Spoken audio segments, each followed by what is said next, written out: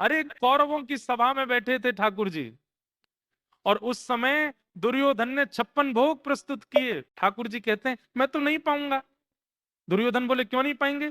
मेरा निमंत्रण तो आज विदुर काका के यहाँ, विदुर काका वहीं बैठे थे।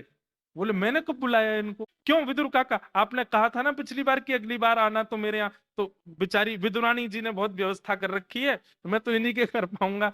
विदुर जी बोले भागो यहां से, तुरंत जाके विदुरानी को बता तो दो कि आ रहे हैं, इन्होंने बताया ही नहीं है। विदुर जी दौड़े दौड़े घर गए, विदुरानी स्नान कर रही थी, जाकर के गेट खटखटाने लगे। अरे रुक जाओ थोड़ा स्नान कर रही हूं। अरे तू जल्दी खोल। द्वार खोला, भीतर गए। तुझे पता है आज क्या हुआ? बोले क्या हुआ? बोल नहीं पा रहे, नेत्रों से आंसू गिर रहे हैं, हाथ पांव कांप रहे हैं। बोले क्या करूं, कहां जाऊं, क्या बताऊं, कुछ समझ नहीं आ रहा है।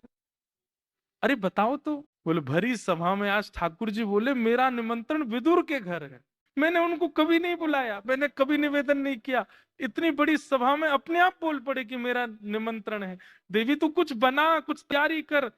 घर में कुछ रखा भी नहीं है, कुछ कुछ चौकी भी नहीं है, अरे द्वार सजाने के लिए रंगोली भी नहीं है।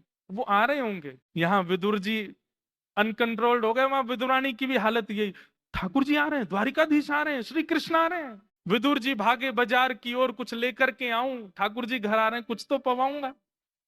विदुर जी गए हैं इतने तो ठाकुर जी आ गए।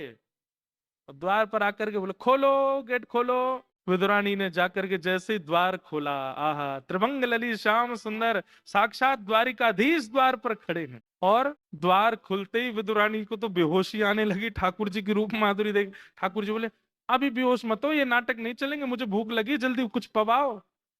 काकी जी बहुत दूर से आया हूं, कुछ पवा दो। विदुरानी ने उल्टा पाटा रख दिया, ठाकुर जी बैठ गए। और रूप माधुरी देखते देखते केला दूर फेंक रही है, छिलका दे रही ठाकुर जी को, ठाकुर जी छिलका ही खा रहे हैं।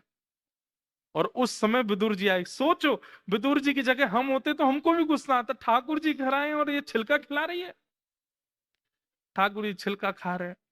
यहाँ विदुरानी के नेत्र से आंसू गिर रहे हैं, ठाकुर जी भी नेत्र सजल हो रहे हैं।